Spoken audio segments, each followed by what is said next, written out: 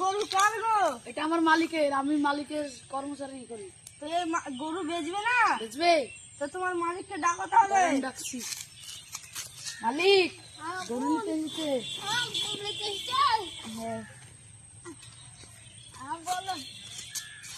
আচ্ছা ভাই, তুমি এই গরু বেচবা? তো তাহলে গরুর দাম বলো। ভাই কোনো দাম করবো না, এক দাম 72,10,000।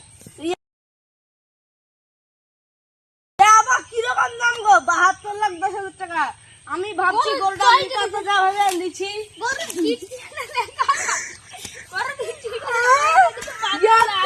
ঠিক আছে ভাই, ঠিক আছে, আমি এই গরুই কিনবো। হ্যাঁ ঠিক আছে। এরকম করে আর বাংলাদেশ বর্ডারও পাবেন না কে বুঝেছে? দেখতে তো হবে।